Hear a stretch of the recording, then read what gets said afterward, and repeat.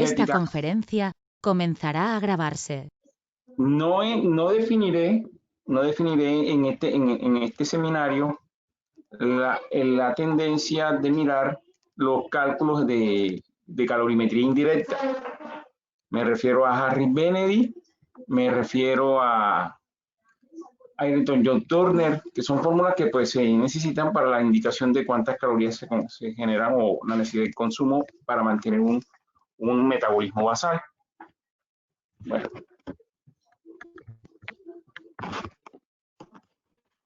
La definición de metabolismo, pues ya mucho conocido desde la bioquímica. El metabolismo, pues la concentración o la obtención de concepto de energía a partir de macromoléculas conocidas como lípidos, proteínas y carbohidratos, para dar una finalidad de lo que se llama la generación de ATP. Los diminutivos.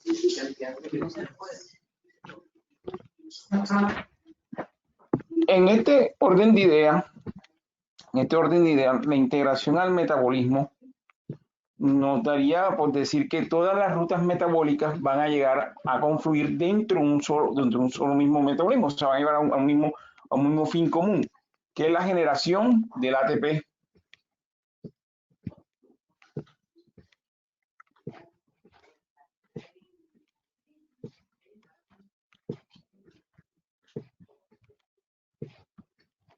Bueno,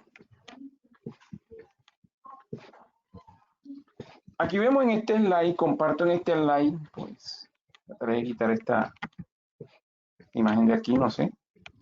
En este slide trato de compartir por toda la generación de las rutas metabólicas, llegando al concepto de su desecho metabólico y generar la parte final de la generación del ciclo de Krebs o la generación de todo lo que es la condición de la molécula energética. Cabe recordar la ley de Hess, donde se habla sobre la condición de los productos iniciales y la condición de los productos finales, sin ver los productos intermediarios.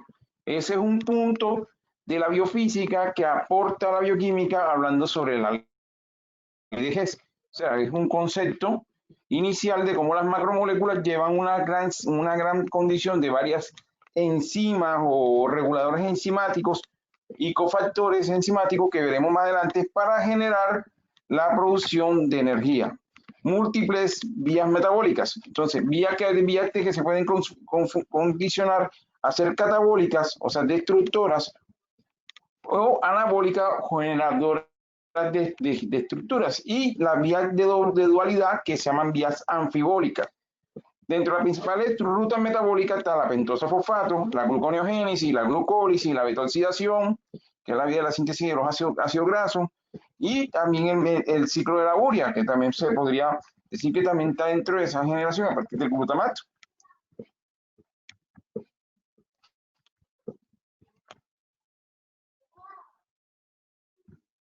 Bueno, vale mencionar que estas rutas, bendito Google Meeting, como te detesto. Estas rutas nos ayuda pues a definir cómo la parte metabólica da la generación energética y mantiene lo que se conceptúa como el metabolismo basal. El metabolismo basal es el metabolismo que se necesita con menos contexto calórico, el gasto calórico de consumo mínimo, para mantener una célula viva o mantener el estado de un ser vivo. Eso es lo que conocemos como el metabolismo basal, mantener las funciones vitales. Y ese metabolismo basal, como yo al momento lo dije, el metabolismo basal puede ser calculado de una forma directa o indirecta, por calorimetría directa o indirecta. El concepto de las ecuaciones matemáticas ya anteriormente que mencioné.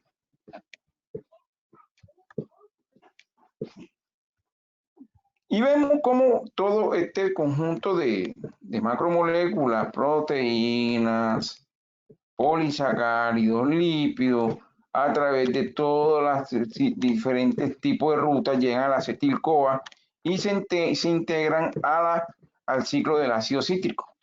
para generar pues un contexto energético. Uy.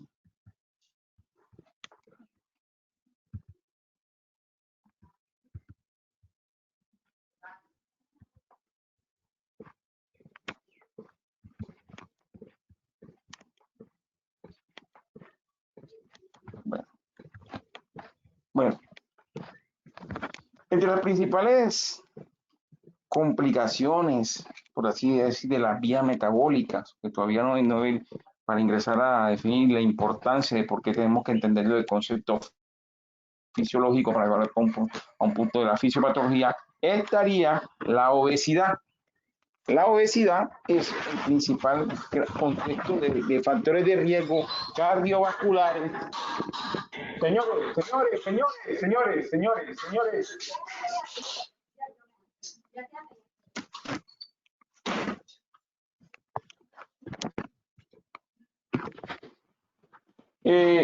Disculpen, bueno, como venía diciendo, la obesidad es un factor de riesgo cardiovascular de peso que se da en la relación del síndrome metabólico, que te puede estar asociado a lo que es la generación de la diabetes.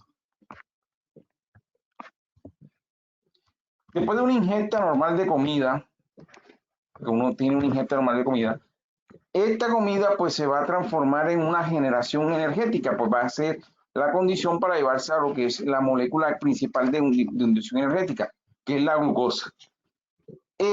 Sin pues en un concepto de que no tengamos glucosa en un ayuno, se va a utilizar los sistemas de reserva.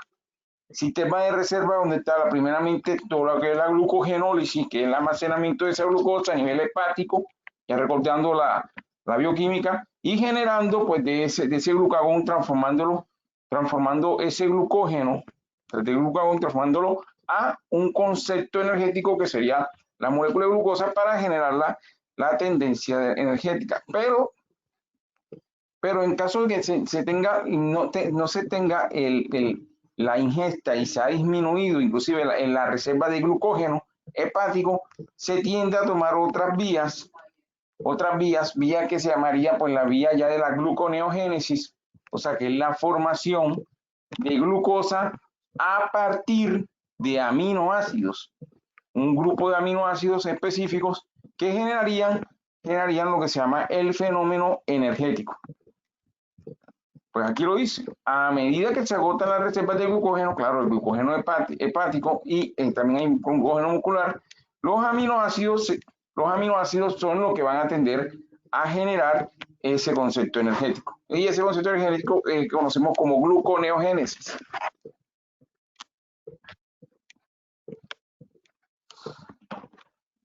Toda esta situación es importante entenderlo en medicina y contemplo yo el aspecto de la clínica un momento para decir que hay órganos que son dependientes o necesarios, o sea, tienen una necesidad alta en el concepto de la energía, por lo menos. O sea, que si no le llega el suministro energético, o sea, de glucosa, van a tener afectación o van a tener lesión por el no llegar el concepto del nutriente. El ejemplo sería el cerebro. El cerebro básicamente es un órgano dependiente de glucosa. Y todos sabemos que en el cerebro no hay almacenamiento de este nutriente. O sea, no se almacena glucosa en el cerebro. No tenemos glucógeno cerebral, ni tenemos forma de almacenamiento de glucosa a nivel cerebral. Y el cerebro es dependiente en sus funciones vitales de glucosa. Es uno de los principales consumidores de glucosa. Otra estructura que es de un órgano de choque. Un órgano de choque sería el corazón. El corazón es un órgano de choque y a su vez también tiene la importancia de que no puede almacenar glucosa, pero es dependiente del consumo energético. Imagínense en una isquemia miocárdica donde se cierra o se tapona un vaso sanguíneo, ya lo vimos en el fenómeno de trombosis coronaria, cuando estuvimos por el capítulo de cardiología. Cuando se ocluyen las coronarias, no llega el suministro de oxígeno ni de nutrientes. y ese cardiomiocito enseguida entra en lesión. ¿Ya? Hay una lesión, hay una alteración. Asimismo, sabemos que en ese músculo, en el músculo miocárdico, en el miocardio, perdón, en el miocardio no hay almacenamiento energético.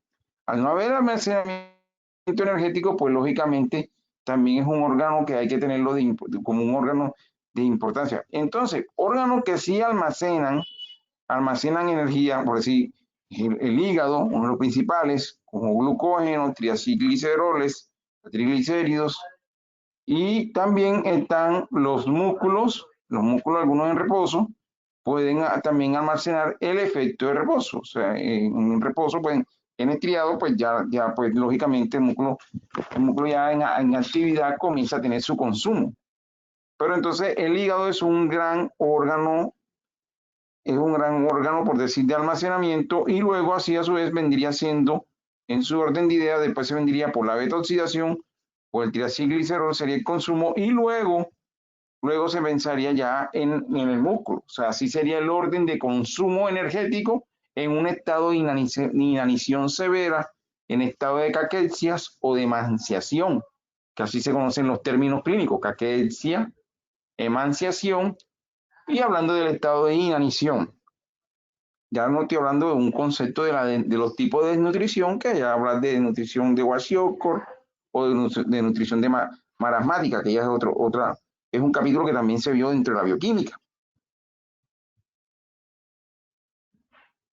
Bueno, ese hígado importante para el metabolismo xenobiótico, porque logra eliminar compuestos que son extraños, lo elimina a través de varias vías sintéticas. O sea, tiene dos tipos de fases: una vía de oxidación, hidrólisis, y otra vía que es la glucuronización, que es una vía que utiliza el ácido glucurónico para hacerlo más liposoluble, más hidrosoluble y más excretable los elementos. O sea, esa es la vía, la ruta de los xenobióticos. Capítulo también de la Harper, capítulo de la Leninger, de estas dos grandes bioquímicas. ¿Qué más acabaría de decir? Bueno, que dentro del hígado se encarga de excretar compuestos que no tengan valor nutricional. O sea, eso es cierto. Se trata de eliminar todos los efectos de un contexto tóxico. O sea, el hígado es un gran detoxificador o un gran órgano que trata de eliminar sustancias tóxicas, o sea, sustancias xenobióticas, químicamente llamados xenobióticos. Por eso, en adelante, cuando pasen a ciencias más avanzadas, van a escuchar el efecto de primer paso en algunos tipos de sustancias que están asociados al metabolismo hepático. Y ese metabolismo hepático, aquí cabe decir que tiene una gran capacidad, porque depende también de una serie de enzimas microsomales que se llaman la citocromo P450, y eso implicaría también la caracterización individual, genómica, de cada persona a responder a diferentes sustancias o xenobióticos. O algunos tienen una alta capacidad de detoxificación, otros tienen una baja capacidad de detoxificación, dependiente de las isoenzimas mencionadas, que son los citocromo P450, y también de las enzimas llamadas como hidrolasas, también lo que son las hidrolasas, y todo este conjunto de enzimas que son de la primera fase, de la biosíntesis de primera fase hepática. Ya la biosíntesis de fase 2, que es la que mencionaba, que era con el ácido glucurónico, que es la glucuronización, que es transformar, hacerlo más excretable. Entonces, el metabolismo hepático, también cabe decir que en el hígado se da la escualenización del colesterol, la formación del escualeno y la formación del ciclo pentanopehidrogenantreno, que es la estructura básica del colesterol. Estructura que va a ser después utilizada para generación de esteroides, generación de hormonas dependientes de este ciclo aromático, como las hormonas de tipo sexuales y otra serie de condiciones. Dentro del hígado se da la gluconeogénesis. Dentro del hígado se da la glucogenólisis. Entonces, no solamente el fenómeno de detoxificación, sino el fenómeno también de generación energética a partir de otras rutas metabólicas. Dentro de esas rutas metabólicas hepáticas está la ruta glucosa-6-fosfato. El hígado tiene como función principal sintetizar combustible para otros órganos. Eso es claro. O sea, genera energía para otro órgano. Amortigua las concentraciones de glucosa. O sea, trata de que los niveles de glucemia no sean elevados debido a que si se elevan los niveles de glucemia, el hígado los almacena en formación de glucógeno.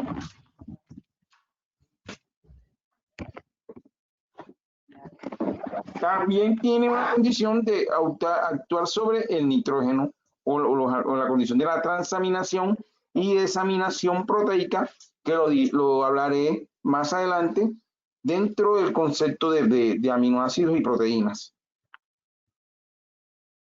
Bueno, ya en la ruta de aminoácidos, estamos hablando de las rutas generales, voy poco a poco. La ruta de aminoácidos, esta ruta de aminoácidos proviene de un fenómeno que es el grupo amonio. Y el grupo amonio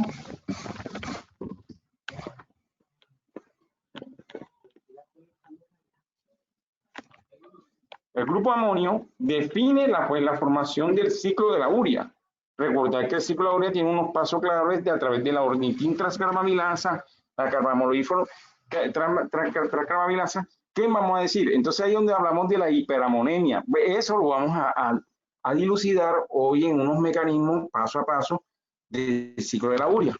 Pero vale mencionar que en la ruta de aminoácidos, o sea, esas proteínas hepáticas que son como por ejemplo la albúmina, que es una proteína de tipo transportadora, una proteína grande y que transporta casi todos los tipos de sustancias. Hay otro tipo de proteínas como la transcortina, la alfa-acetoamilasa y otro tipo de proteínas transportadoras que están de producción hepática. Pero la principal en medición y de importancia, por así decirlo, de un concepto clínico, sigue siendo todavía la albúmina. Inclusive, anteriormente era un indicador de valor nutricional. Decía hasta qué estado nutricional clínicamente estaba el paciente. Ya ha variado un poco para el seguimiento. Entonces, fíjense que en ese ciclo del metabolismo de las proteínas, la generación de ese aminoácido a través de la gluconeogénesis es llevarlo a piruvato hasta llevarlo hasta acetil-CoA para ingresar al ciclo del ácido cítrico. No voy a entrar a mirar el ciclo de Krebs ni a definirlo con todas sus rutas porque para eso estuvo bioquímica. Entonces, pero sí vale la pena recordar que entonces la generación o la transformación de los aminoácidos a través de piruvato, llevarlo a piruvato y llevarlo hasta acetil-CoA es para generación energética a través de procesos de desaminación y transaminación, donde va a entrar el concepto del ciclo de la urea. ¿Ya? Entonces eso es importante tenerlo en claro. Otra serie de moléculas que muchas veces no notamos, lo damos por sentados, es la vía de los nucleótidos, donde está la xantinoxidasa, las hipoxantinas, y todas estas vías metabólicas de los nucleótidos, de que también están asociados a la generación de los aminoácidos. Recuerden que los aminoácidos, pues, cuando se hacen degradación de ellos para la generación energética, ellos hacen liberación nuclear de este tipo de nucleótidos, dejándolo libre. Estoy hablando de los nucleótidos como bases nitrogenadas.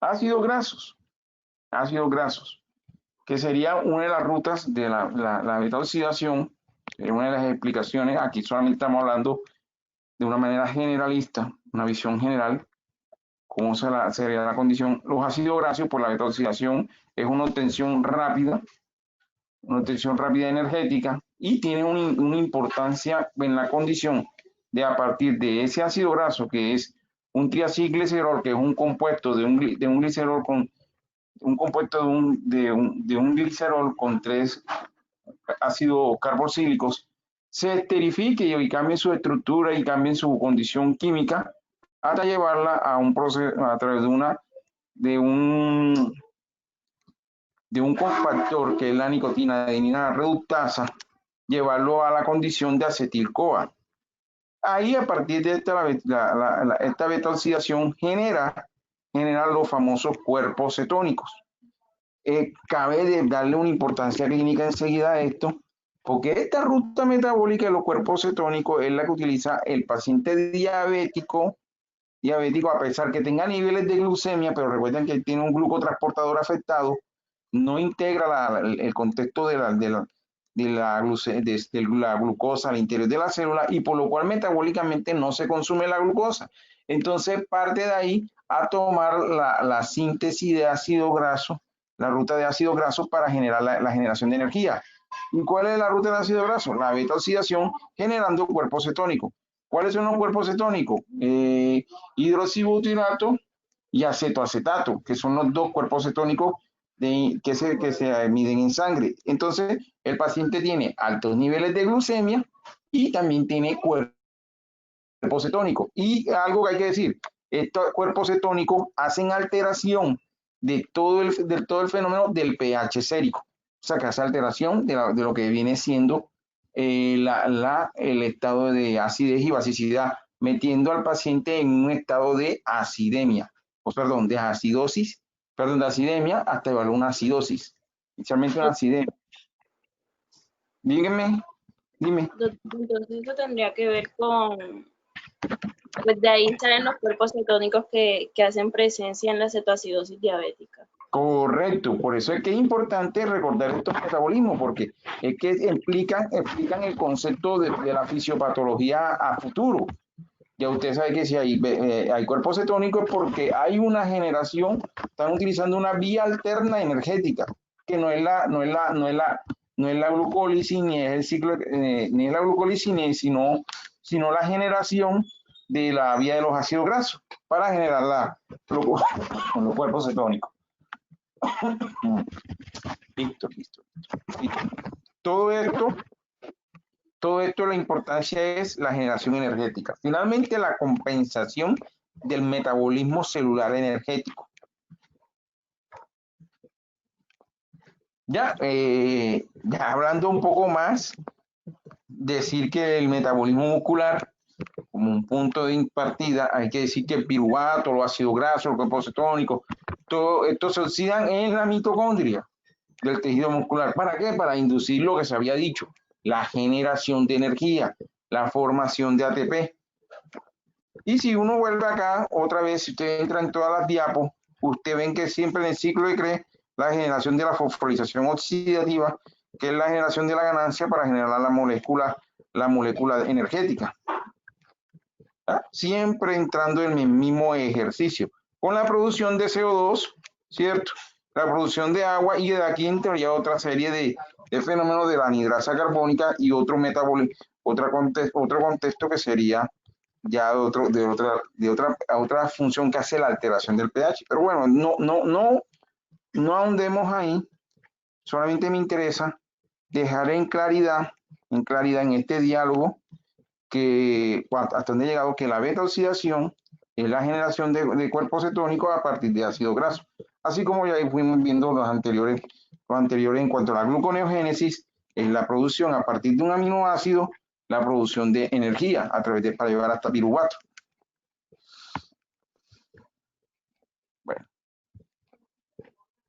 Bueno, esa fuente de energía muscular, viendo ya el concepto, que esto es una integración digamos, de la bioquímica hacia la fisiología para tener una idea general. La actividad intensa, el ejercicio intenso, se consume el glucógeno muscular.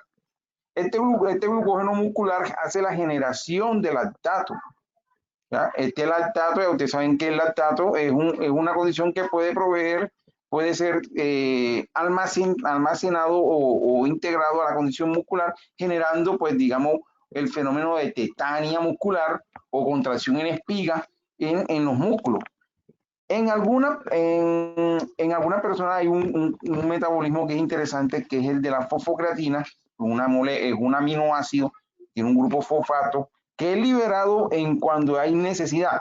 Como le decía en su momento en clases presenciales, yo siempre decía que la fosfocreatina era un concepto energético secundario después de un efecto hipóxico, por así tomarlo en una manera atrevida, porque el músculo está sometido el músculo está sometido a un alto estrés, ya se consumió el glucógeno muscular, ya generó el lactato, pero tú tienes que continuar, tienes que tener, y eso es lo que te libera la fosfocreatina. Aquí es donde se podría decir, dentro de algo de la medicina de la actividad física y deportiva, que los deportistas de alto rendimiento deben tener alto almacenamiento de fosfocreatina, porque es lo que le va a dar la liberación de ese grupo fosfato en el momento crítico donde ya tú has consumido todo tu glucógeno muscular y ya has generado toda la demanda metabólica y necesitas más concepto energético. Entonces aquí la fosfocreatina sería la clave para generar eso. Ojo, que esto es a través de un contexto enzimático que es la creatinina fosfoquinasa, que es la enzima que escinde o corta el grupo fosfato de la creatina. ¿Ya? Y la creatina, recuerden que también entra dentro del metabolismo de la generación de la creatinina a largo plazo. Entonces, fíjense que todo es un todo, no es un nada, es un todo, ley del todo nada, corazón. Es un todo en el concepto holístico de la bioquímica. O sea, eso es lo hermoso de la bioquímica. O sea, puede ver toda esta fenomenología general desde un concepto holístico. Esto aquí ya es la fosforilación oxidativa, en el concepto de la contracción muscular. Todo esto es dado para la síntesis de ATP. Jóvenes, disculpen, voy a hacer una pregunta. Estoy siendo explícito, ¿sí se me está entendiendo el diálogo? Por favor, que alguien me responda. ¿Sí se me está entendiendo el diálogo? Yo, doctor. Bueno, entonces, la idea, hago énfasis. La idea de todo esto es, ojo, es la integración de cómo la necesidad energética, las demandas energéticas van degradándote y van necesitando tú los requerimientos de los sistemas o las vías metabólicas. Ya aquí vemos, en este slide, aquí vemos cómo se da una condición ya del glucógeno muscular, la generación del lactato, a partir de la generación del gasto, la producción de la molécula de energía, la ATP que se necesita para fosforilación oxidativa, y este lactato puede inclusive quedar en sangre.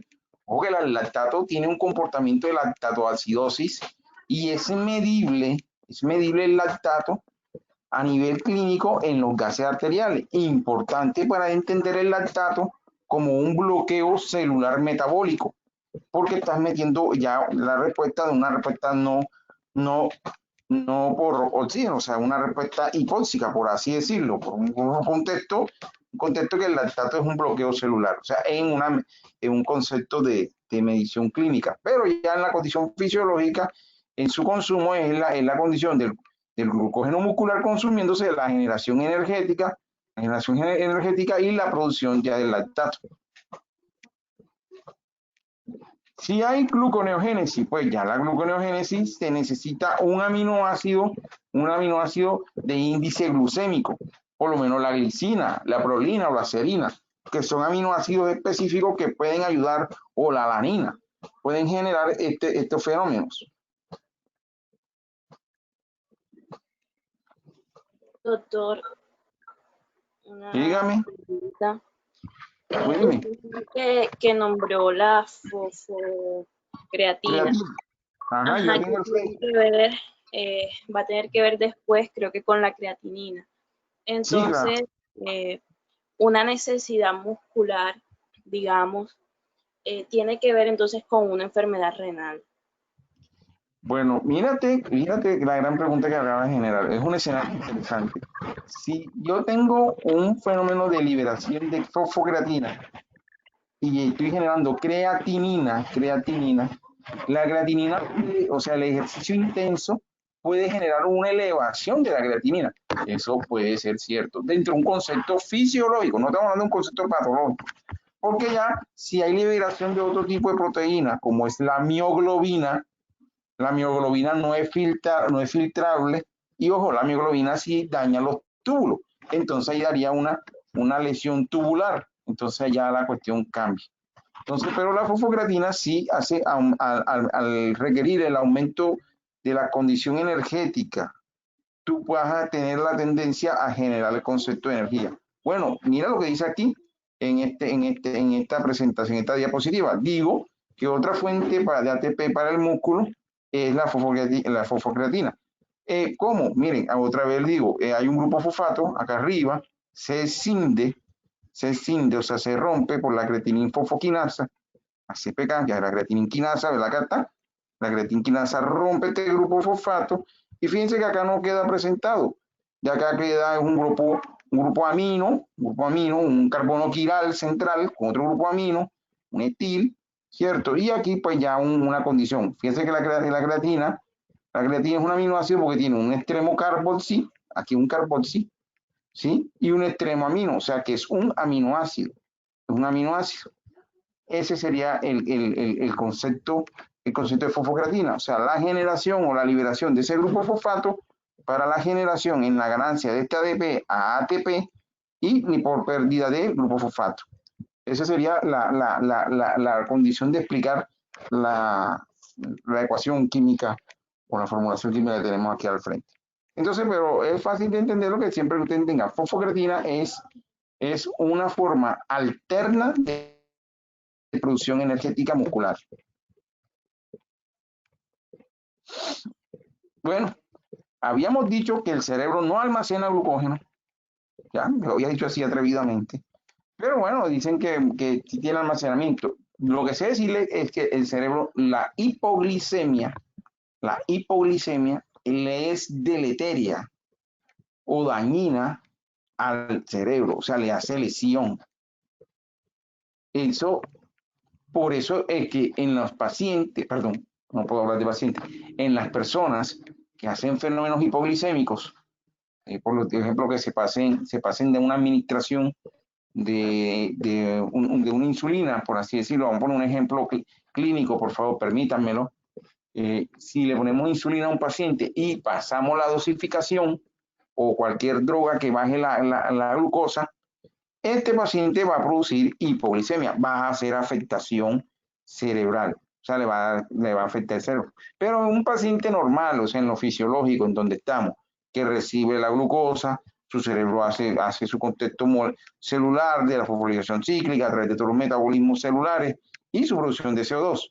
Pero ya en un contexto de inanición, pues recuerden, ácidos grasos, inician los cuerpos cetónicos, beta-hidroxibutirato, ¿de dónde se obtienen esos ácidos grasos? Desde el hígado, ya lo habíamos dicho, la detoxidación. Y eso los va a tomar como un concepto energético de la vía de los ácidos grasos para entrar al concepto del ciclo de Krebs para poder mantener la molécula energética. Total, en todo lo que estamos tratando de decir, es que siempre vamos a tratar de mantener esta molécula energética. Es la gran idea. Yo creo que ya ustedes son expertos en bioquímica, tuvieron una gran docente, la doctora Nerly, y esto tómenlo más bien como un repaso o algo general para imbricarlo o meterlo dentro de la fisiología.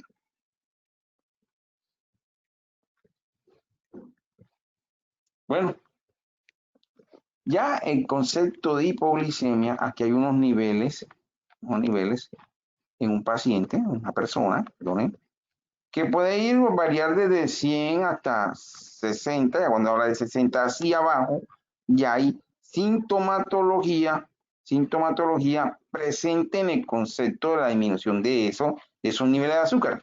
Entonces, sintomatología cuando está en 60, o sea, cuando está el paciente entre 50, ya el paciente tiene unos signos que se llaman signos neuroglucopénicos. ¿Qué significa? Signos asociados a la baja de glucosa. ¿Cuáles? Bueno, hombre, principalmente sudoración y temblor. Porque hay una condición contrarreguladora entre la insulina, el glucagón y la adrenalina. Recuerden que también el cortisol implica también en eso, porque el cortisol también es un antagonista de la insulina. También está asociado a ese punto. Entonces, por esos síntomas neuroglucopénicos que lo mencionaré aquí de manera general, principalmente es la sudoración y el temblor. Si sigue bajando los niveles de glucosa, la persona puede entrar en convulsión, ya hay una Por eso la hipoglicemia es deleteria, o sea, es dañina la hipoglicemia, y va a afectación ya de la neurona, afectando su estabilidad de membrana, afectando su condición de potencial de acción y generando pues ya potenciales de acción erráticos, generando convulsión. Ya si sigue aumentando, pues el paciente entra en coma, ya un coma profundo, y no hay que verlo ya con eso. Esto todo es fácil de revertir. Todos estos síntomas son fáciles de revertir. Inclusive, me perdonan que diga las cosas así, muchos de los pacientes que llegan en un estado comatoso, de entre sus indicaciones iniciales, es medir la glucosa. Ojo con eso. Todo paciente comatoso que tenga alteración del estado de conciencia, necesariamente mídale la glucosa con una glucometría, ¿ya? Un glucómetro. Y eso te dirá cuánto tiene la glucosa. Y con eso, si usted hace corrección de la glucosa, puede mejorar el estado de conciencia de esa persona. Bueno, eso es para que vean ustedes cómo tan severo puede ser el concepto metabólico en la parte, pues digamos eso. Si se prolonga, o sea, si se sigue afectando este nivel, si se sigue disminuyendo, pues lógicamente ya hay lesión cerebral y ya hay muerte. Por eso le dije, la hipoglicemia es deleteria, es dañina para el tejido cerebral, porque no hay un tejido, no tiene un almacenamiento, y ya lo vimos que es uno de los principales órganos que consume glucosa, y también vemos que no tiene un almacenamiento de glucógeno, igual como vimos con el miocardio. Por eso es que pues, digamos que atrevidamente digamos que es órgano de choque también en este concepto de lo metabólico. Insulina y glucagón. Feedback de condición negativa, por decir, mientras uno trata de almacenar, otro trata de sacar, ¿cierto? La glucosa, usted sabe que siempre trata de inducir a que se lleve la glucosa hacia el interior de la célula, internalizarla del interior de la célula para ser metabolizada y generada. Mientras que el glucagón pues trata de coger a ese glucógeno y reventarlo, o sea, cortarlo cuando hay disminución de la glucosa y hacer a través de la glucogenólisis generar aumento de glucosa. Entonces, mientras que si está baja el azúcar, está bajo los niveles de azúcar, actuaría el glucagón, mientras estén altos los niveles de azúcar, actuaría la insulina. Así es una forma tan sencilla, sintética, no hay que complicarse. Alto nivel de glucosa, hombre, es la insulina quien va a tener el escenario inicial, y su condición es internalizarlo al interior de la célula, metabolizarlo, inclusive almacenarlo. Si es lo contrario, que hay una disminución del azúcar, del azúcar en sangre, o sea, una glucemia disminuida, lógicamente el glucagón es el que va a coger la transformación de ese glucógeno hepático, en este slide sería el glucógeno hepático, y transformarlo mediante la glucogenólisis, transformarlo a glucosa para llevarlo después al concepto de metabolismo celular. Entonces, eso sería como, este slide sería el valor que significaría. Que, ojo, que hay otras hormonas contrarreguladoras en este gran condicionamiento. Esto es muy sencillo. ¿Cuáles hormonas contrarreguladoras? Como el cortisol y la adrenalina, que pues vale también mencionarlas en un concepto. Cuando estén por muy adelante en medicina interna, escucharán dos fenómenos, el fenómeno de Alba y el fenómeno de Somogyi en el paciente diabético. Y seguramente van a escuchar este feedback otra vez y la contrarregulación de estos sistemas. Bueno, ya ¿cómo se diría aquí el efecto de la glucosa, o sea, la inclusión sanguínea? La insulina, básicamente su efecto es la captación de la glucosa, o sea, tomar la glucosa sérica y llevarla al interior de la célula. ¿A través de qué? A través de un glucotransportador. Ese glucotransportador es GLUC4. O la captación de la glucosa a nivel de un almacenamiento. Puede ser el glucógeno sintasa, puede almacenarlo, o también o también puede llevarlo a un acondicionamiento de otra serie de elementos, como es la producción de glucólisis a través de la acetil-CoA por mediante la condición de la PFK1. Bueno, estos son blancos moleculares, enzimas que están asociadas a los efectos, y estos son los efectos metabólicos que pues estarían asociados a esto.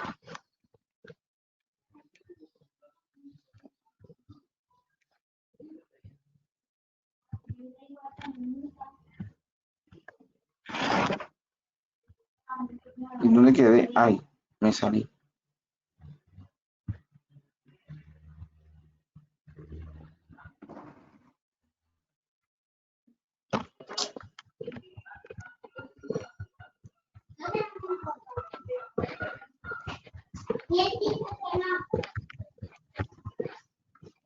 Bueno, seguimos aquí, pues sigamos en el concepto del glucagón sobre la glucosa sanguínea. Ya pues vimos anteriormente todo lo que habíamos mencionado acá sobre la captación, sobre la formación de la generación del glucógeno, o sea, la síntesis de glucógeno. También está metido en la síntesis de ácido graso, o sea, todo lo que es la parte de la beta oxidación a través de la acetilcoenzima carboxilasa. También hace estimulación a través de la lipoproteína lipasa a la síntesis de triacilglicerol en el mismo tejido adiposo, de la liberación de los triglicéridos. Entonces, todo esto son efectos metabólicos del glucagón frente al fenómeno de la necesidad requiriente cuando la glucosa está baja. Acá está, pues en caso de eso se aumenta la degradación de glucógeno, claro. Tiene que aumentar la degradación de glucógeno. Esta es la glucogenólisis. ¿Para qué? Para generar glucosa. Entonces, disminuye la síntesis de glucógeno porque, lógico, ya no está almacenando. Ya no va a almacenar glucosa. Va a hacer la ruptura de esa glucosa. Glucólisis, claro, va a inducirla para generar ATP, generación. Y si en caso de ya se gastara el glucógeno que es el principal combustible de almacenamiento, entraría otra serie como lo que son la vía de los ácidos grasos. Entonces ahí entraría lo que es la beta-oxidación.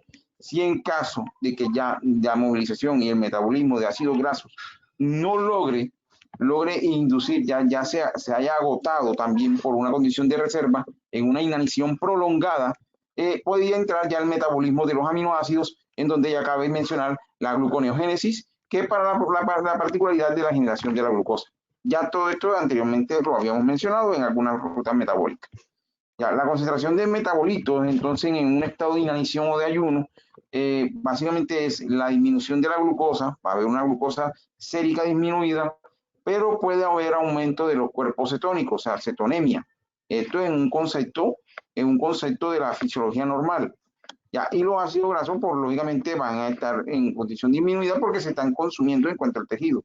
Entonces, glucosa disminuida, generación de cuerpos cetónicos para hacer la generación de ATP a partir de ello, del hidroxibutirato, para mantenerlo, a manera de que se va llegando más tiempo, el efecto de la masa muscular disminuye, el efecto de la gluconeogénesis pierde ya el valor porque ya se ha consumido todo el contexto aminoácido y entran ya los estados de emanciación, caquesia o el síndrome ya de marasmo, que es un contexto de una desnutrición proteico-calórica severa.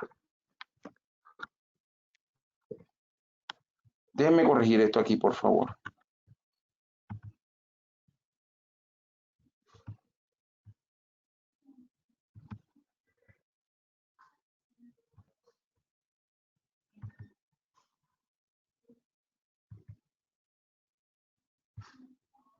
Listo.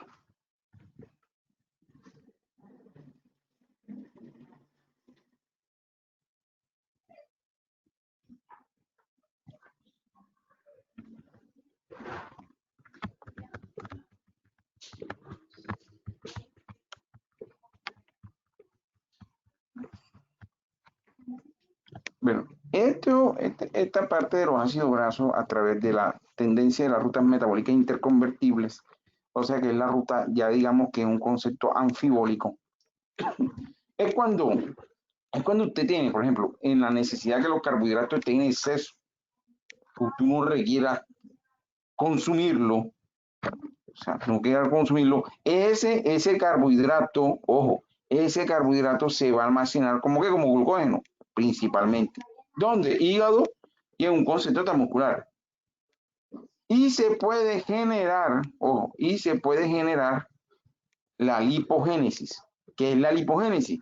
Como su nombre lo dice, el generar formación de lípidos. O sea, esa sería la condición. Entraría en una ruta de la síntesis de lípido a partir de una ruta de los carbohidratos. Entonces, pues es como vamos a poner una persona que metabólicamente está sedentaria, que no tiene un ejercicio ni una actividad metabólica excesiva, que tiene un metabolismo basal no requiriente y está a su oferta, le está llegando más carbohidrato y no lo está consumiendo, principalmente lo va almacenando. Lo almacena en forma de glucógeno, lógicamente, y luego el glucógeno lo va a transformar a contexto de lípidos. Eso ya es lo que se conoce como lipogénesis. En base a generar lo que es el triacilglicerol, que es como en la parte química o en la parte de los triglicéridos, es la parte para generar esa condición de almacenamiento como tejido adiposo. Recordar que también hay adipocitos y estas células como tal se hacen un llenado y no voy a entrar en la definición de tejido pardo, tejido de la condición histológica, sino de definir lo que la lipogénesis es solamente por la sobreoferta de carbohidratos y que no se hace el consumo de este. Entonces ya cabe decir que una ingestión alta en grasa puede inhibir la lipogénesis, eso es cierto. O sea, pero no siempre es real, porque esa lipogénesis o esa condición de la lipogénesis puede también darse un almacenamiento en sitios no adecuados, en condición vascular, en condición ya de lugares donde va a ser el fenómeno de arteroma y va a dar alteración al concepto de la luz endotelial, que es la condición del sistema endotelial vascular.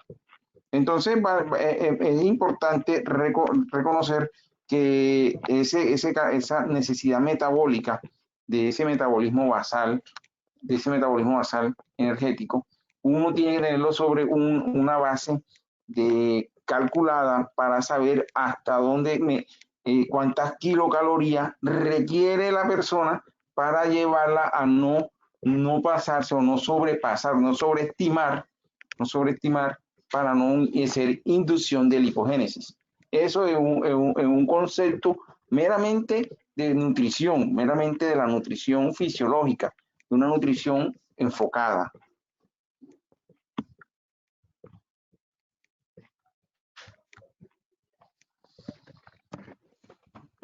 Bueno, ya aquí estamos hablando de kilocalorías, uno lo maneja en kilojoule, y pues están hablando aquí ya de una necesidad energética, pero la fuente energética en relación a lo que al contexto diario. Ahora, hay algo que se llama el RDA, la recomendación diaria aceptada, que por la Asociación Americana de Nutrición Clínica, pero aquí tampoco en este segmento no alcanzaría yo a entrar a mirar cada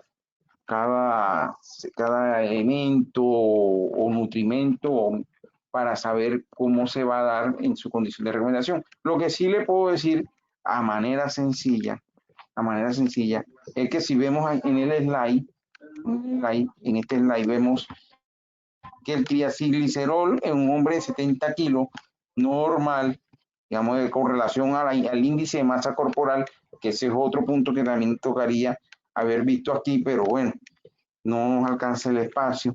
El índice de masa corporal aquí sería, para este paciente, en su correlación de triglicéridos, tendría que estar con una correlación de 15 gramos, o sea, 15 condicionamiento de kilocalorías. Y acá, lo que sería, miren cómo en el obeso, en el de 140 kilogramos, cómo sobreabunda el concepto de 80 kilogramos. Entonces, en la condición de recomendaciones de una tabla nutricional, uno casi siempre la primera base la da con carbohidratos. Luego del carbohidrato, que es como el gran sustento metabólico, o sea, ahí es donde se da la mayor base base del concepto de ese plato nutricional, vendría luego lo que viene siendo la parte de los lípidos y finalmente el contexto proteico. O sea, fíjense cómo es la parte de las 3 macromoléculas en su pirámide nutricional, de arriba hacia en ascenso.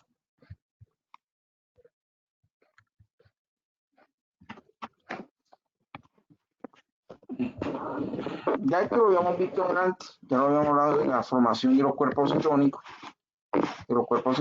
a partir de la formación de la beta-oxidación de los ácidos grasos, ¿cierto? Y que eso daba pues, la generación de los cuerpos, la formación de los cuerpos cetónicos, y que estos cuerpos cetónicos están en el torrente circulatorio y que se van a utilizar como energía a nivel también del cerebro. Vale mencionar que estos cuerpos cetónicos son también afectadores del pH sanguíneo. ¿Listo? Este es el ciclo de respuesta intermediaria, el fosfonilo-piruvato o metabolismo intermediario, que está mucho se menciona, pero aquí no entraremos. Pero sí podemos mencionar algo en la entrada que sí se puede decir que a partir de la proteína, pues todo esto del metabolismo de la desaminación de las proteínas o de la asaminación del aminoácido glucogénico, de generación de glucosa, puede entrar también a través de la vía de la gluconeogénesis y generar un efecto energético. Ya eso lo habíamos mencionado también, ya sería otra vez como hacer un recordar de todo esto. Aquí está. Pero en su orden de idea, inicialmente se consume la glucosa, luego consume los lípidos y finalmente vas a consumir la parte ya muscular.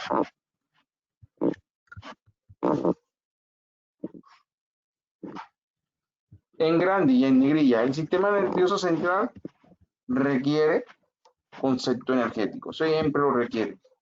Los eritrocitos, se acuerdan de la vía Ender-Meyer-Hof, que es una vía de generación energética. O sea, acuérdense que el eritrocito no se consume su glucosa, sino que la entrega, es una vía de la pentosa fosfato.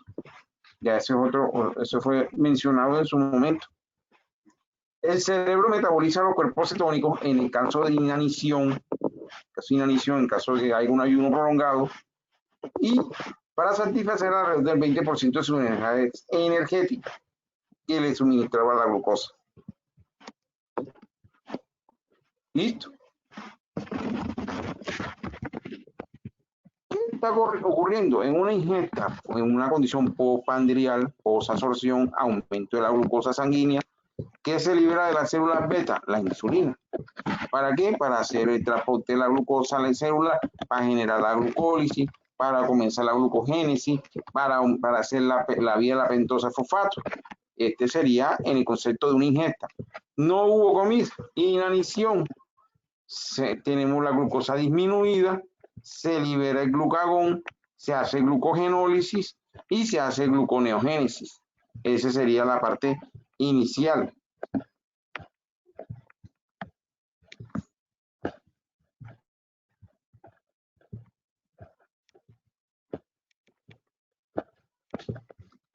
Bueno, vamos pues. Aquí pues el concepto de glucosa, ya yo sé que el glucógeno queda por la condición de la generación de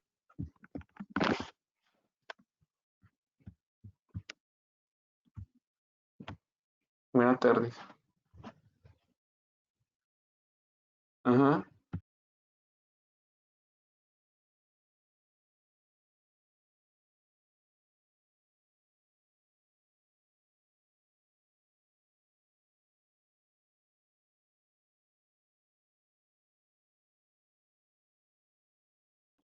Bueno, jóvenes, disculpen que me haya silenciado un momento. La generación ya aquí, estas rutas metabólicas, fíjense, aquí está una alanina, que es un aminoácido gluconeogénico. La glucosa, lógicamente, se transforma en glucosa 6-fosfato para generación de piruvato. ¿Ya? Aquí te da el concepto de un intermediario de lactato para generar todo esto. De acá, de las asparaginasas, de los aspartatos, para también generación de energía. También se da también otro aminoácido, digamos, de contexto gluconeogénico. Estos todos son los pasos ya del ciclo de Krebs. ¿Se acuerdan de malato, isocitrato, salicinato, alfa-cetoglutarato, succinato? Bueno, yo no voy a entrar a meterme en las rutas metabólicas ni hacerle la vida imposible en esto, pero sí sí es interesante Recordar que todas las rutas metabólicas, fíjense, van a desencadenar en lo que venía diciendo. O sea, su llegada finalmente a la generación de la acetil-CoA, un punto es la acetil-CoA, aminoácidos, triacilglicerols, glucosa, van a ir a la acetil-CoA para integrarse acá al ciclo del ácido cítrico. Listo. Aquí hay un enemigo de nosotros, el glutamato, un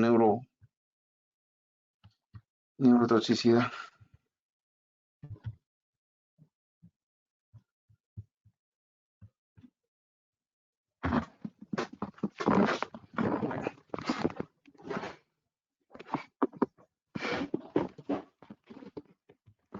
Bueno, aquí tenemos ya, pues, digamos que los músculos, sabemos ya esta vía de los aminoácidos, sabemos que es la vía de la gluconeogénesis, quita la vía de los ácidos grasos, ¿cierto? Miren que aquí viene también todo esto, y toda esta vía de los ácidos grasos es dependiente de la condición de del glucagón, que ya lo habíamos mencionado, en estados de inanición, donde se induce, pues, esa tendencia de generar, a partir de la beta oxidación, generar la condición de los cuerpos cetónicos para la obtención energética y mantener energía tanto al cerebro como a ciertos órganos, cerebro, y también la generación de algunos tejidos especiales como el miocardio. Entonces, fíjense que aquí tenemos eso. Vamos acá un momento.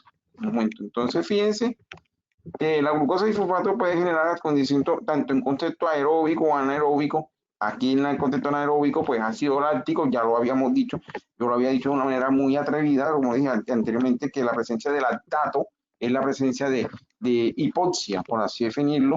Para mí es un concepto de hipoxia y de bloqueo celular. O sea, se está bloqueando celularmente algún contexto del metabolismo.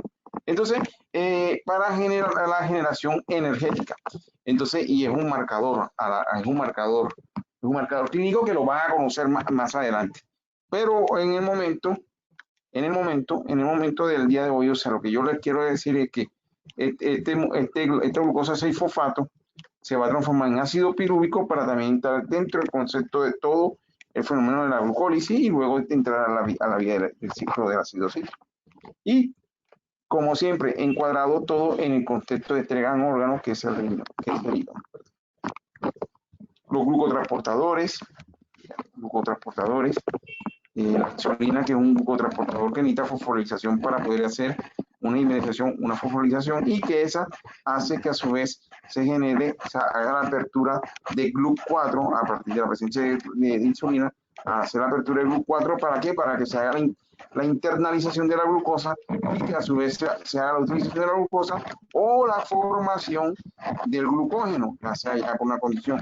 Aquí hablan que la insulina pues tiene también una regulación de genes de crecimiento y otra serie de expresión. Bueno, pero toda la insulina primeramente se tiene que fosforilar, es un tipo de receptor de fosforilización para generación de la glucotransportador, para hacer una estimulación del glucotransportador.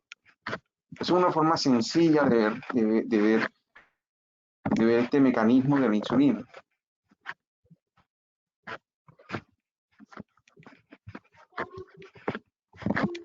Ya la captación de esa glucosa que hacemos en el hígado es independiente, ojo, es independiente de la insulina. Porque en este órgano hay una enzima que se llama la isosaquinasa o la glucoquinasa, no sé si se acuerdan, que permite pues, que haga la concentración de glucosa que entra al hígado y la transforme, la aumente en la condición de glucosa 6-fosfato para transformarlo ¿a qué? A glucógeno. O sea que la glucoquinasa o isoquinasa permite transformar a la glucosa en almacenamiento de glucógeno.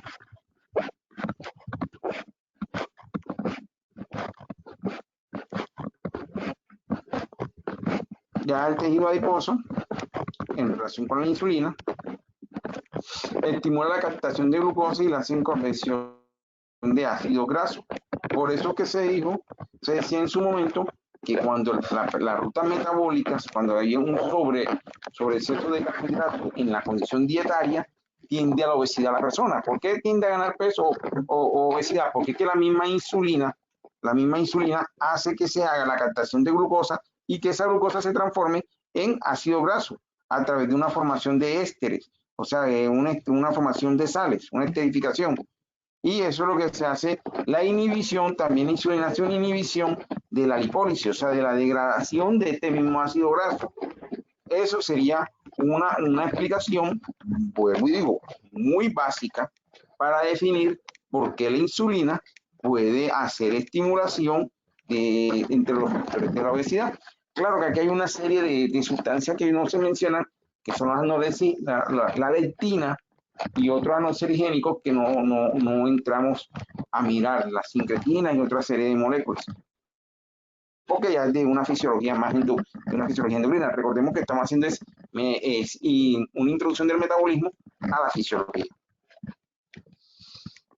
Bueno, ya en patrón de alimentación normal, o sea, estamos hablando de una persona que se alimenta normal en un contexto de normal, o sea, en las tasas de catabolismo de proteína, los tejidos más o menos constantes. Solo en la caquexia, ojo, la caquexia que se ha venido diciendo que es un estado de inanición, una pérdida de la masa muscular elevada, se da una degradación de las proteínas. Y si usted puede ver ese paciente desnutrido que ya está pegadito, que tiene la expresión coloquial, la expresión coloquial que voy a tomar, la expresión muy coloquial, tiene el pellejo pegado al hueso, perdonen la expresión, pero es como para traerle la imagen. Ese paciente, esa persona, ya se ha gastado todo el almacenamiento proteico y ya pasó por el almacenamiento de glucógeno, ya pasó por el almacenamiento de ácidos grasos y ya solamente está en la proteína, o sea, está en su último contexto de búsqueda energética.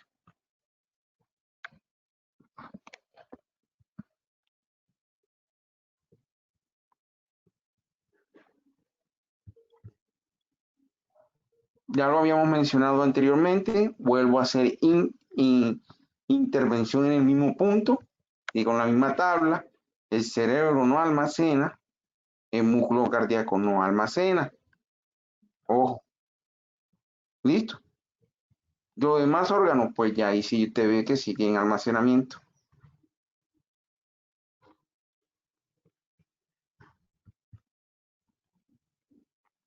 Profe, una pregunta. Cuénteme. ¿Qué diferencia hay entre caquexia y anorexia? Bueno, anorexia es un estado psicógeno, un estado de salud mental, donde la persona no se alimenta por una condición propia o del individuo, una decisión del individuo. Pero la caquexia es un estado de pérdida de la masa muscular grave, severa, debido a una subyacente patología.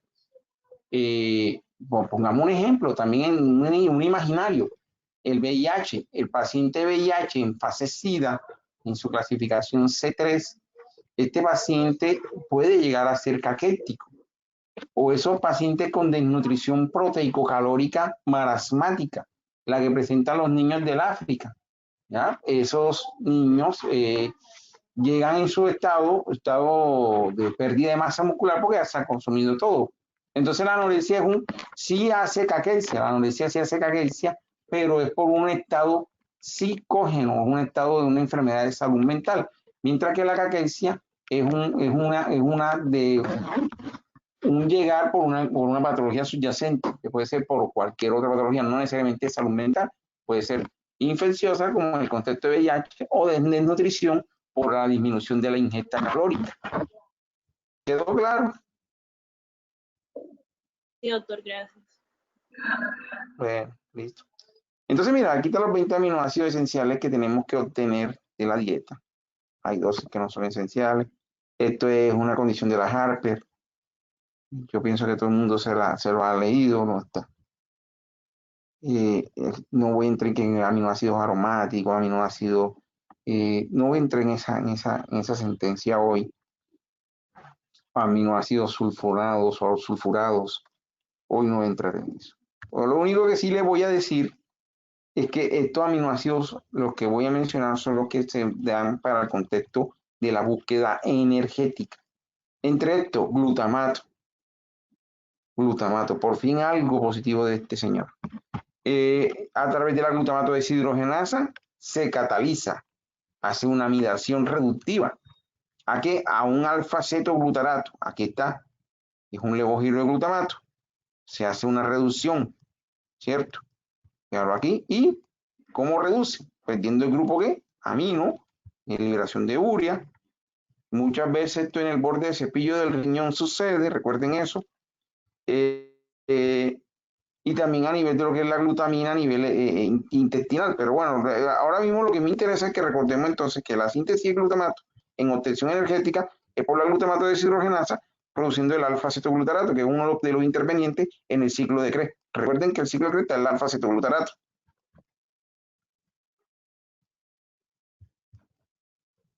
Glutamina, ya lo habíamos mencionado, y sobre todo para el contexto de epitelio intestinal, importante para todo lo que es el enterocito. El enterocito intestinal, la glutamina es muy importante.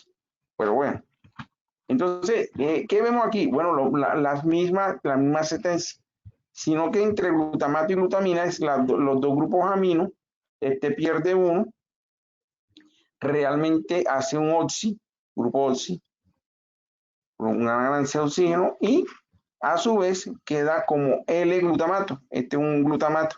O sea, la glutamina pasa a ser glutamato. Ese glutamato a través de la enzima glutamato sintasa, ese glutamato puede generar o hace una generación para la condición de fosforilación de la fosforilación oxidativa a través de un sistema que se llama el glutamil fosfato. Bueno, eso también es una de las vías alternas del glutamato, es una de las vías alternas del glutamato a partir de la glutamina. Esta se puede dar contexto intestinal y también la otra era el glutamato hasta alfa-cetoglutarato, que puede ser a nivel renal y puede entrar en este contexto del ciclo de Krebs. Este otro aminoácido, alanina y aspartato, que son de índice glucémico. Esto también pueden generar a partir de alanina o aspartato mediante de la transaminación o la desaminación, o sea, la pérdida del grupo, se pueden transformar básicamente por su condición estructural a piruvato, y de piruvato ya hay un concepto para generar concepto energético.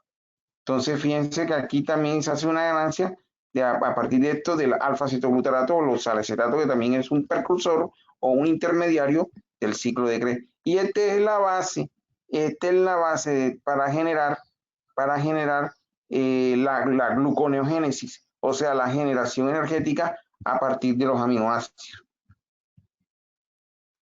La asparagina, que es la transformación, ¿cierto? A aspartato, por mediante la asparagina sintetasa.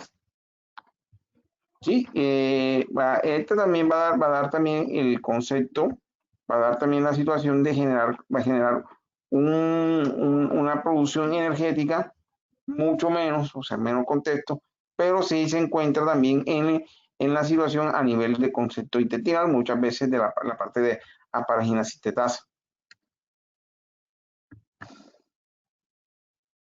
Serina, otro aminoácido intermediario, también de índice glucémico, ¿cierto? La serina puede perder hidroxilizarse o fosforilizarse y llamarse fosfoserina. Esa fosfoserina puede perder por desaminación, transformarse en fosfopiruvato y a su vez por condición de reducción llevarse hasta fosfolicerato.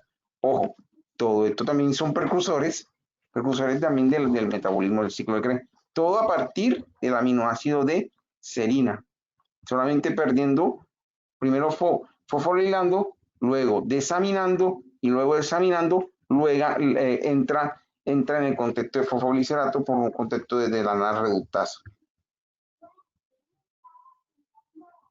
Bueno, ya aquí, estas son otras, que es la glicina, la vía de la glicina, la vía de la colina y de la betaína. No voy a entrar a definirlas para que no entrar más en conversión de más aminoácidos de índice de condición percusión glucémica y al ciclo de Krebs, sino para que vean que hay, ya se lo dimos, ya hay otra serie de aminoácidos que están incluidos, como por ejemplo, mira, aquí está prolina, que también está generando generación de concepto energético. La prolina pues hace lo mismo, como tiene un grupo, tiene un ciclo pentano aquí, se puede transformar en una condición de pirrolina hasta llegar hasta el glutamato semialdehído, o sea que es un aldehído de glutamato. Total que va a terminar en una generación energética, fíjense cuántos ATP van ganando y reduciendo hasta generar la generación de prolina, hasta llevar a la condición energética de glutamato. Todo eso son metabolismos intermediarios de contexto energético.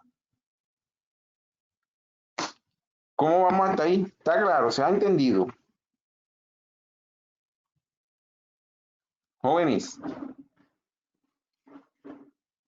Buenas. ¿Se ha entendido? Sí, doctor.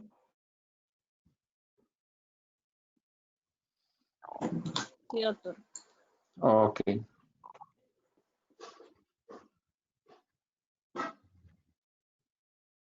Bueno, aquí está la cisteína y la tirosina y hidroxilina. Este es un contexto de aminoácidos esenciales de monometionina, que es un sulforado, y produce, pues, dentro de todo, este es el ciclo de la remetilación. No sé si ustedes lo vieron dentro de la bioquímica, pero la importancia de este ciclo es que este ciclo de la metionina, pues, induce a la generación también de la transulfonación y transulforación para la producción de generación energética.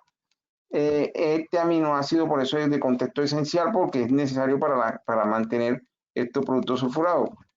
Esta ya es la vía de los folatos, que es una vía más que todo que está asociado a los blastos y a las células de los cuerpos sanguíneos rojos, que pues no entraremos ahora mismo a mirar.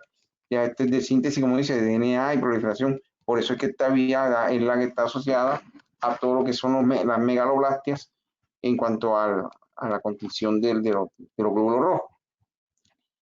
Bueno.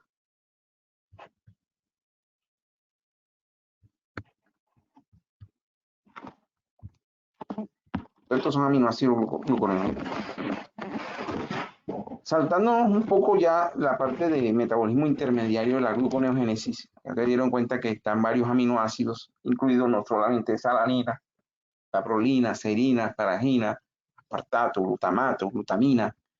En la formación de la biosíntesis, por esa misma desaminación y transaminación de estos aminoácidos, se genera un elemento que es los grupos aminos y que se van a generar dentro de una cadena de síntesis de eliminación de este grupo amino que va a dar en lo que es el transporte de lo que viene siendo el ciclo el ciclo de la urea.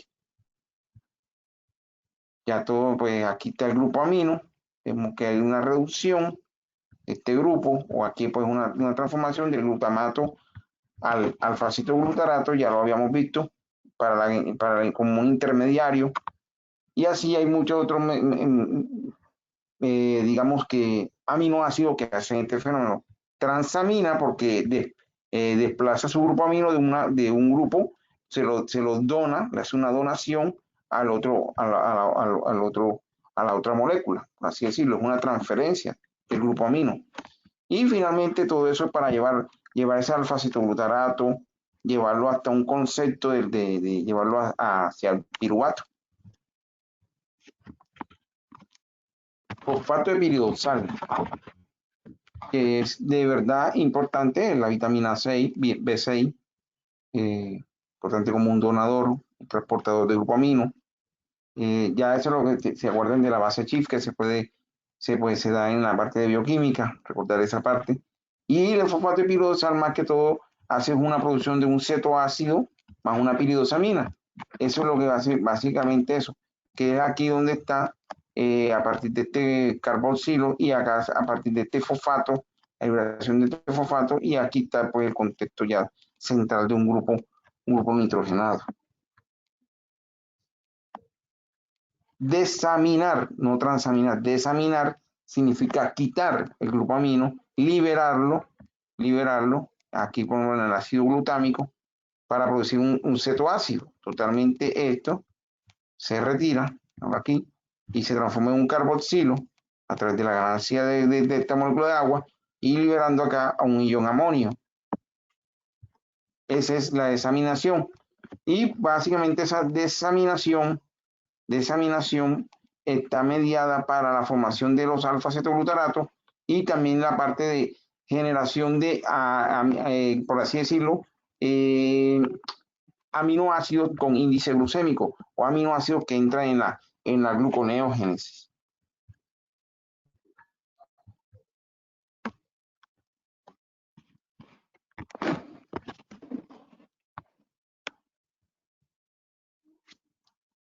A nivel hepático, la glutamina sintasa es una enzima que básicamente une al amoníaco con la glutamina. Esa sería la función de la glutamina sintetasa. Entonces, si usted se da cuenta, aquí está pues hay unos cofactores que están el magnesio, la fosforilación, aquí está el grupo amoníaco, aquí está la glutamina sintetasa, y básicamente va a coger este grupo y lo va a poner dentro de la parte estructural. O sea, el glutamato, la estructura de glutamato, si usted la ve aquí, es igual a esta, pero si usted se pone a fijar aquí en este grupo, en este enlace final, es donde la glutamina sintasa va a adherir o va a colocar, a hacer la transformación del glutamato a la glutamina sintasa. Importante porque finalmente es una forma de reducción o de disminución a nivel hepático de la vía del amoníaco. Ahora o sea, cuando uno dice, ajá, ¿y por qué yo tengo que aprender esto? Bueno, básicamente porque cuando tú tienes un paciente en falla hepática, esta vía metabólica está afectada. Y si te afecta esta vía metabólica, el grupo amonio está liberado. Y si el grupo amonio está liberado, pues digamos que hay una toxicidad neurológica por amonio. Fuera de eso, que queda el glutamato, que también es un neurotóxico. Entonces, fíjate que es una vía, digámoslo así, biológicamente interesante, porque logra coger al glutamato, que para mí es un neurotóxico, y lo logra transformarlo a glutamina y a su vez logra también decoger el amonio, que es un metabolito de desecho, y transformar la L-glutamina. Y la L-glutamina, que ya lo habíamos dicho, que la glutamina es importante para muchos enterocitos y otros elementos, sirve como transportador de energía. ¿Listo? Ya las glutaminasas, que son tipo de enzimas, lo habíamos dicho, que este metabolismo del glutamato se da en borde de cepillo a nivel renal, ya lo habíamos mencionado, aumenta en los riñones la acidosis metabólica, en algunos momentos se mencionó, no me tuvo que haber mencionado, y a nivel hepático aumenta en respuesta a la ingestión de proteínas. Usted come mucha proteína, pues la glutaminasa es eso. ¿Y qué hace la glutaminasa? Entonces, para hacer la glutaminasa, pues básicamente es la liberación de nitrógeno de la glutamina como amoníaco y favorece la formación de glutamato. También está la L-aparaginasa, una análoga de la glutaminasa para generar la interconvención de este ion amoníaco. Aquí entonces vemos la glutaminasa, cómo coge la glutamina y logra liberar este grupo amonio para transformarlo en amoníaco y queda como ácido L-glutámico. Esto es importante, como leí también en la parte del metabolismo del glutamato y la vía del glutamato. Ya esto es clase de renal, secreción del amoníaco. No pienso mencionarlo, solamente decirle la importancia que pues, es importante que hace la regulación del ácido base. Para decirlo así por encima. Cabe mencionar que hay unas vías en la formación de la urea, que son las reacciones de la formación, que son el carbomonil fosfato sintetasa, la L-ornitina transcarbamilasa, la arginosocinato sintetasa, la arginosocinato liasa y la arginasa hepática. Cada una de estas vías, en cuanto vaya fallando, de estas enzimas reguladoras, da en sí un trastorno de enfermedad huérfana, como la hiperamonemia tipo 1 o hiperamonemia tipo 2, que pues son enfermedades huérfanas, se llaman así, o enfermedades genéticas poco conocidas. el mismo ciclo de la urea. Ya lo habremos hablado de examinación y transaminación para la formación de cetoácidos. Si hay intoxicación por amoníaco, digamos el amoníaco que producimos nosotros endógeno, recuerden eso, es producido por bacterias entéricas, por tejidos internos, la sangre vena porta, lo cual lleva el hígado, lo elimina rápidamente en circulación convirtiéndolo en urea, en su estado de insuficiencia hepática, o sea, donde cuando falla el hígado, como la cirrosis hepática, ¿sí? El paciente se le ha dañado el hígado, la arquitectura del hígado y no puede metabolizar el amoníaco. Entonces, este amoníaco está presente en la sangre y produce pues concentraciones tóxicas. Ya lo habíamos mencionado y por eso lo hermoso de la vía del glutamato y la L-glutamina. Entre las principales sintomatologías de esta falla hepática, o sea, perdón, de la intoxicación por amoníaco, que está muy asociado a la falla hepática, señor, está la visión borrosa, el coma, miren la hepatomegalia, que es el aumento del hígado, y también es convulsión. Y recuerden que la convulsión ya lo habíamos dicho que también por la condición de la neurotoxicidad del aumento del glutamato por la no transformación a L-glutamina y la liberación también del amoníaco como un elemento tóxico. Entonces, la detención de productos intermediarios que se acumulan para las pruebas de tetratractor. O sea, básicamente, ¿qué se dice? Pues la intoxicación por amoníaco endógeno o endógeno, pues se da, va a producir también un fenómeno de encefalopatía, que es lo que ya habíamos dicho, y va a inducir también a alguna alcalosis respiratoria. Síntomas como vómito, ya ataxia, irritabilidad, letargo puede estar asociado a este trastorno. Ya estos son las condiciones que habíamos dicho de la hiperamonemia primaria o hiperamonemia adquirida relacionado a los niveles. No vamos a entrar, no lo voy a entrar a definir porque no es clase de patología, pero es clase de fisiología, pero vale la pena mencionarlo que cuando se altera la ruta del amonio o la ruta de la urea, producen estas alteraciones. La adquirida, pues mire, por la cirrosis hepática, la hepatitis B o C, la misma mebiasis que hace daño cuando hace quistes amebianos, hacen lesiones al hígado y pues lógicamente produce hiperamonemia porque está alterando la arquitectura hepática y se disminuye las funciones de toda esta ruta de síntesis. Ya congénita es porque hay un trastorno directamente en contexto enzimático, como lo habíamos dicho, o puede estar afectada a la transcarbamolina sintetasa, la argininosuccinato sintasa, cualquier de estas enzimas que le mencioné anteriormente. Aquí están como una manera sencilla. Ya le proviene la carbamolil fosfato sintasa, hiperamonemia tipo 1. Aquí está para qué es, en qué se produce. Esta es una enfermedad rara, huérfana, pero no digamos que de pronto también es subdiagnosticada por desconocerla. La ornitina permeasa, aquí da, porque se da los síndromes que están asociados y aquí está su diagnóstico. Entonces, fíjense que cada enzima que yo le estaba mencionando ya reguladora, al tener un déficit, produce en sí un cuadro clínico. El diagnóstico, pues ya lo habíamos dicho, pruebas de función hepática, ultrasonido, ya esto es más que todo en el concepto de la clínica. No voy a entrar a definir el tratamiento, igualmente tampoco tengo por qué definirlo, el arginina y el carnitina, que ya en nuestro país no está, el ornitina y la arginina, ese producto no está en nuestro país, estuvo y ayudaba mucho a los pacientes en falla hepática.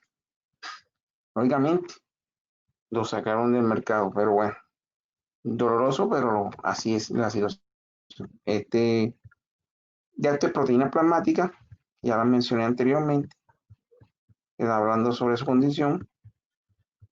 Y pues hasta aquí quedo yo con todo el contexto del metabolismo, de la parte de metabolismo. No sé qué más ahondarles, porque ya sería ya entrar en otros temas. Pues es lo que me dijo el doctor Haider, que le dieron una generalidad del metabolismo desde un contexto fisiológico y como metabolismo intermediario y metabolismo interrelacionado. ¿Preguntas? Jóvenes, preguntas. Preguntas.